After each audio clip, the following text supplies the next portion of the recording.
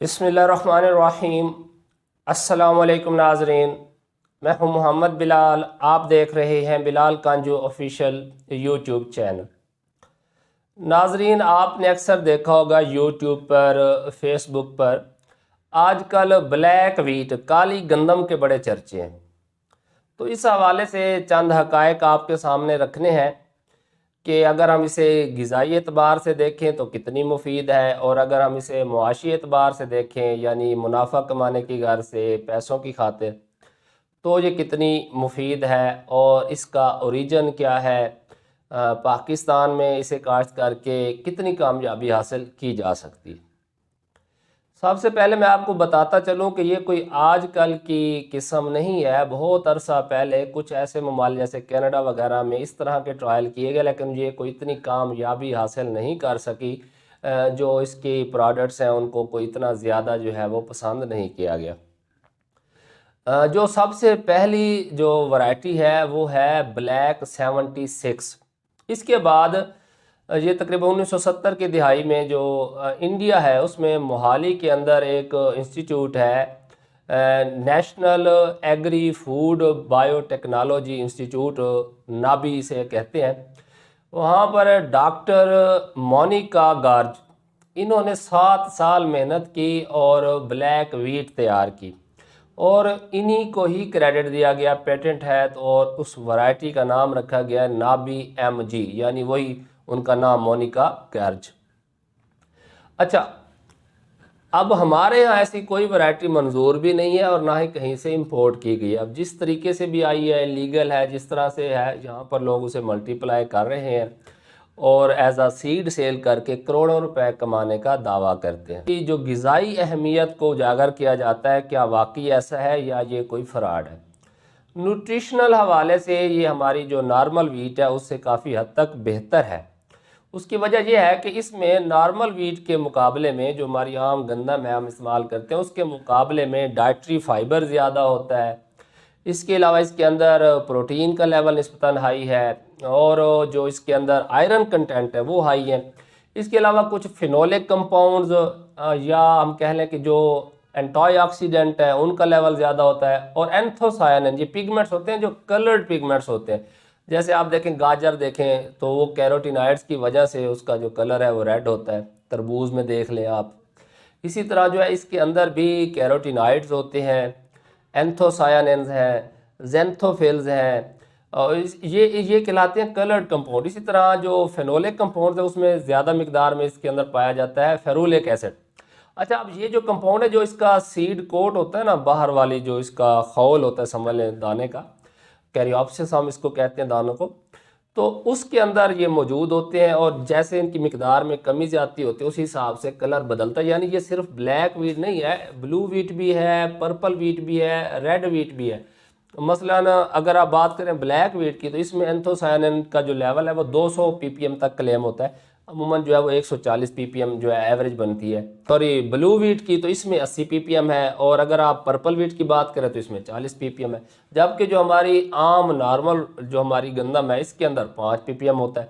तो यानी ये जो कलर्ड पिगमेंट्स हैं जिन्हें हमने कहा जेंथोफिल, कैरोटीनॉइड्स, एंथोसायनिन, ठीक है, और दीगर फिनोलिक कंपाउंड्स, तो इनकी वजह से ये वाला कलर जो है वो मुख्तलिफ कलर सामने आते हैं। तो ये कोई बिल्कुल फर्स्ट टाइम इजाद नहीं की गई, बनाई गई। पहले ब्लू और पर्पल वीट मौजूद थी। तो ब्लू और पर्पल यानी नीली और जामनी रंग की जो गंदम है उनका क्रॉस करवा के ब्लैक वीट प्रोड्यूस की गई है, जो कि न्यूट्रिशनल हवाले से उन दोनों से ज़्यादा बेहतर है। इसके अंदर ये जो एंथोसायनिन है, इसके अलावा विटामिन्स पाए जाते हैं, माइक्रो न्यूट्रिएंट्स पाए जाते हैं, जिंक है, आयरन है, इसके अलावा सेलेनियम है, और जो है इसके अंदर कैल्शियम भी होता है, और प्रोटीन की मिकदार भी ज़्यादा है। इसके अलावा इसके अंदर जो डाइट्री फाइबर है वो ज़्यादा होता है, आयरन की मिकदार ज़्यादा है, जिंक की मिकदार ज़्यादा है। इसको ग्लूटेन फ्री इसके आटे को भी कहा जाता है। तो उसकी वजह से इसके अंदर चंद खसूसियात हैं। वो खसूसियात कौन सी हैं कि जी ये एंटी इन्फ्लेमेटरी है, इन्फेक्शन से बचाती है, कार्डियोवैस्कुलर डिजीज़ से यानी जो दिल के आर्जे हैं उनसे बचाती है, कैंसर को प्रिवेंट करने में, रोकने में जो है वो हेल्प करती है। इसके अलावा मोटापा कम करती है, बुढ़ापा आसानी से नहीं आता।